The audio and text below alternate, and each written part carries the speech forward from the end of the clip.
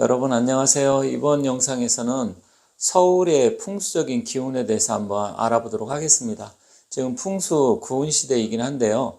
사실 서울이 조선시대는 이제 한양으로 불렸죠. 그래서 조선을 개국한 이성계가 1392년 개국을 한 이후에 이제 고려 개성이 원래 이제 고려의 왕궁이고 이제 도읍지였는데 그것을 1394년도에 한양으로 천도를 하면서 성을 지은 게 이제 서울을 자리 잡게 된 계기가 됐습니다. 그때 당시에 많은 이야기들이 있습니다.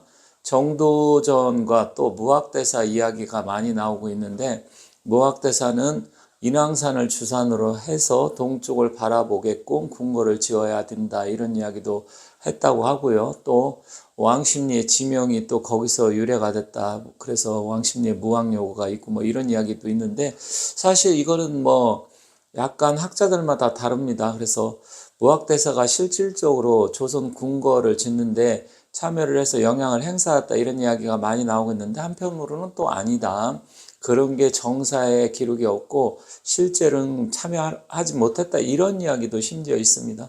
그리고 정도전한테 밀려서 결국 정도전은 유기를 중심으로 해서 실질적으로 이제 그때 당시에 그 어떤 유학자들이죠. 그래서 정도전을 중심으로 해서 하륜이라든지 이런 사람들을 위시를 해서 이제 한양을 천도를 하면서 경복궁을 북쪽에 북악산을 중심으로 해서 좌측에 낙산, 그리고 오른쪽에 이제 인왕산을 중심으로 해서 이렇게 하고, 이제 안산은 남산을 바라보고 또 멀리 조사는 이제 지금의 신림동 쪽에 있는 관악산을 조산으로 바라봐서 이렇게 해서 정궁을 지었다, 이렇게 이야기가 나오고 있습니다. 근데 사실 이게 뭐 정확하게 확실하게 기록되어 있는 것도 있고, 또한 무학대사 얘기는 약간 또 와전돼서 후세에서 누가 자기적으로 지어낸 말이다, 그래서 실제로 그것과 다르다, 이런 이야기도 있습니다. 하지만 지금 이제 제가 말씀드리고 싶은 것은 뭐 무학대사가 그런 것을 했네 안 했네, 이것을 말씀드리고 싶은 건 아니고요. 지금 서울 같은 경우는 여러분께서 아시겠지만 지금 이제 청와대도 옮겼잖아요. 청와대도 옮겼는데, 사실 경복궁을 처음에 지을 때 사실 여러 가지 그 역사적인 사실 기록을 보면 여러 가지 일들이 많았습니다. 그래서 처음에는 뭐 계룡산 쪽으로 해서 자리를 잡으려고 했었는데, 계룡산 신도안 쪽이 너무 좀 협소해서 그래서 결국은 다시 또 한양으로 하게 되고, 또 한양도 처음에 경복궁을 세울 때 말 그대로 인왕산을 주산으로 해서 할 것이냐 아니면 북악산 주산으로 해서 할 것이냐, 이거에 대해서 논쟁도 많았다고 합니다. 그런데 사실은 그런 논쟁을 떠나서 최종적으로 봤을 때는 결국은 남쪽을 바라보는, 즉 멀리 경복궁에서 바라보면 관악산인데, 관악산을 쳐다보는 형태로 짓다 보니까 관악산의 산의 기운은 관악산은 이제 염정화체라고 해서 화기가 강하다, 이렇게 이야기를 합니다. 그래서 관악산의 산이 뭐 저는 한 번도 올라가지는 않았습니다. 그런데 관악산이 나름대로 좀 험준한 부분이 있고, 또 실제로 보면 이 관악산에 바위가 많잖아요. 그래서 이 바위가 많기 때문에 원래 이 바위는 화기로 봅니다. 그래서 염정화체라고도 일반적으로 하는데, 이 관악산의 화기가 강하다 보니까 결국 조선에 불이 많이 나고, 특히 경복궁이 또 임진왜란 때 불 타고 또 그 이후에도 여러 번 화재도 일어나고 또 남대문이 소실도 되고 뭐 이런 일이 있었잖아요. 그런데 실제로 이 조선이 건국을 하면서 이 풍수적인 이 풍수의 기운을 참고한 것은 사실입니다. 그래서 이거는 여러 문헌에 나와요. 그래서 어떤 식으로 경복궁을 지었는지 이런 부분에 대해서 나오고, 또 경복궁을 지었을 때 경회로 앞에 연못을 파고 거기다 뭘 넣어놓고, 또 해태상 광화문 앞에 해태상을 짓고 뭐 이런 식으로 해서 여러 이야기가 나오는데, 이게 풍수적인 기운도 있지만 또 육유에 인의 예지신이라고 있잖아요. 그래서 인, 의, 예, 예지, 예지, 신, 뭐 이렇게 해서 유기의 오상이 있는데, 이 인, 의, 예, 지, 신을 가지고 서울에 이제 그 사대문을 짓고 또 거기에 따라서 성곽을 어떻게 두르고 했는지 이것을 참고로 했다고 합니다. 그런데 이는 사실 사주 음양오행에서는 목의 기운이고요. 의는 금의 기운이죠. 그리고 얘는 화의 기운이고 지는 수의 기운이고 신은 토의 기운인데 일단은 이게 사대문 또 그 서울 종로에는 보신각까지 해서 보신각은 이제 가운데를 중심으로 해서 가운데다 그래서 보신각이라고 한 거죠. 그래서 보신각에는 토의 기운, 가운데 기운인 신이 들어갑니다. 그런데 중요한 것은 이제 이 인하고 인은 우리가 동쪽을 나타냅니다. 목의 기운은 동쪽이잖아요. 그래서 동쪽을 나타내기 때문에 여러분께서 이제 동대문, 과거엔 동대문이라고 했지만 지금은 이제 동대문이라고도 부르는 사람이 있지만 흥인지문이라고 하죠. 흥인지문. 그래서 이 인이 어진 게 흥하라 뭐 이런 의미도 있는데, 근데 흥인지문만 이 지자, 갈지자가 하나가 들어갑니다. 그래서 사대문에서 유일하게 사대문, 사소문이 있잖아요. 유일하게 네 글자 들어가는 게 흥인지문입니다. 뭐 숙정문이 됐던 아니면 광희문이 됐던 그다음에 해화문 뭐 이런 거 이제 사소문까지 해도 다 글자가 3글자인데 유일하게 이 동대문만 일단 흥인지문으로 갈지자로 넣었어요. 이것은 왜 그러냐면 서울에 이제 전국 경복궁을 중심으로 했을 때 이 자청룡인 이 낙산이 사실 산세가 좀 약합니다. 그래서 풍수에서는 이 자청룡이라는 것은 남자를 나타냅니다. 그래서 자청룡 그리고 양의 기운을 나타내고 우백호는 이제 여성의 기운인데 서울 그 경복궁을 가보신 분 아시겠지만 뒤쪽에 북악산이 있고 오른쪽 연세대 그쪽 라인에 인왕산이 있잖아요. 근데 사실 인왕산은 굉장히 큽니다. 그래서 우백호라고 하는데 이 해화동 쪽으로 해서 지금 동대문 시장 근처로의 그 흥인지문 있는 자리, 그 낙산 그 자리는 굉장히 세가 약합니다. 그래서 무학대사가 인왕산을 뒤로 바라보고 동쪽을 바라봐야 이 조선이 1000년 이상 내려갈 것이다. 이렇게 이야기를 했다고 합니다. 그런데 이 얘기가 어떤 분은 또 아니다고 하니까 어쨌든 그런 이야기가 있어요. 근데 풍수적으로 그거는 좀 어느 정도 일리가 있는 이야기입니다. 그렇지만 정도전은 역사 이래로 군왕이 동쪽을 바라보고 정사를 펼친 적은 없다. 이렇게 이야기를 정도전이 하면서 반대를 했다고 합니다. 그러면 서울의 그 전궁인 경복궁, 조선의 전궁인 경복궁을 보면 결국은 뭐냐면 이 우백호가 강하다 보니까 우백호는 아까 여성이라 그랬잖아요. 그래서 조선 같은 경우는 이 자청룡의 낙산이 약하기 때문에 결국 갈지자를 넣어가지고 길게 늘어뜨린다. 이게 이제 여기다가 풀추변을 보면 이제 영지지자가 되는데 결국 길게 늘어뜨리기 위해서 낙산의 왼쪽 줄기가 약하니까 글자를 집어넣어서 현판을 만들게 된 겁니다. 물론 이 뭐 현판도 또 정도전이 했다 이런 이야기가 있고 숭례문은 양녕대군이 또 썼다 뭐 이런 이야기가 있죠. 일단은 그런데 이 동쪽의 동대문의 기운, 그 흥인지문의 기운이 약하다 보니까 결국 인이라는 건 동쪽을 나타내고 그리고 이 갈지자를 넣어가지고서 결국 늘어뜨리려고 했지만 산세 자체의 기가 약하다 보니까 조선 왕조 27대 동안 해서 실질적으로 이제 장자 상속은 몇 명이 없었죠. 6명인가 7명밖에 안 됐습니다. 그리고 대비라든지 중전의 힘이 굉장히 강했었고 차자나 서자가 왕이 되는 그런 경우가 굉장히 많았었습니다. 이런 것도 하나의 풍수적인 영향이 있다. 그래서 우리가 묘자리를 쓸 때 주로 묘를 잘못 쓰게 되면 이 자청룡이 문제가 있고 약하게 되면 주로 집안의 남자들이 큰 사고가 일어난다든지 아니면 다치고 죽는다든지 또 멸족당한다든지 그렇게 일반적으로 이야기하죠. 그리고 이 우축 같은 경우는 여성이지만 또 좌축 같은 경우는 이제 명예를 나타내기도 하고 우축은 또 재물을 나타내기도 합니다.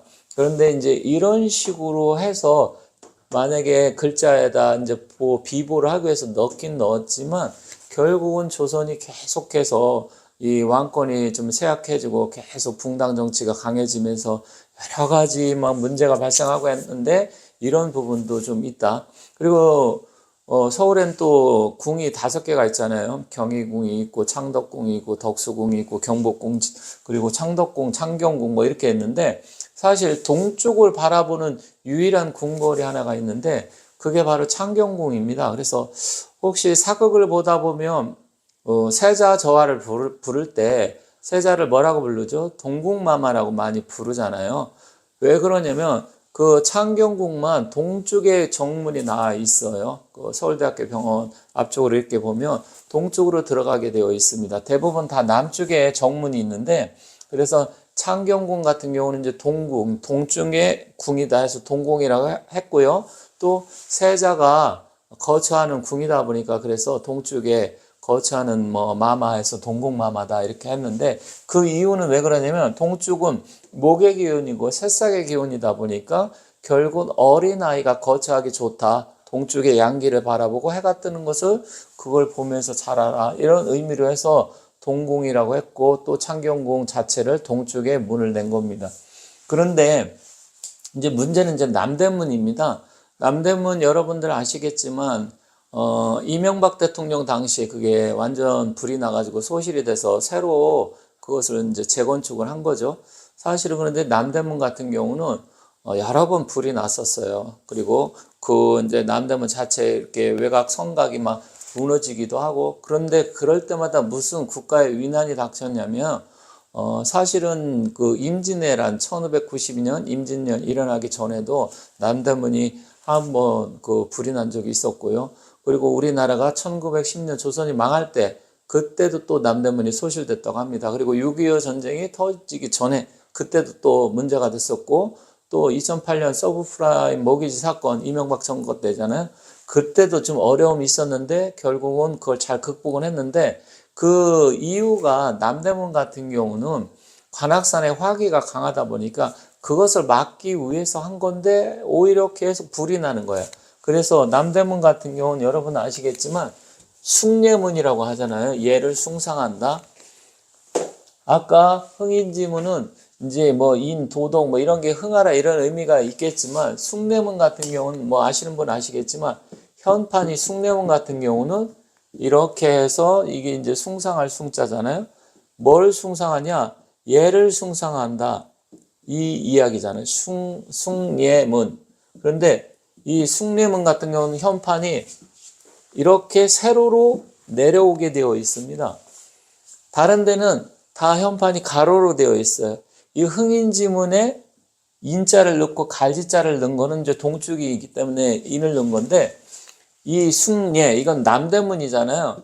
남대문은 남쪽을 나타내기 때문에 우리가 이제 오행의 오상 이런 기운을 따졌을 때는 이건 남쪽을 나타냅니다. 얘는. 그래서 사주에 화기가 잘 발달된 사람 같은 경우는 사람이 상당히 예의가 있다, 점잖다 이런 이야기를 많이 하잖아요.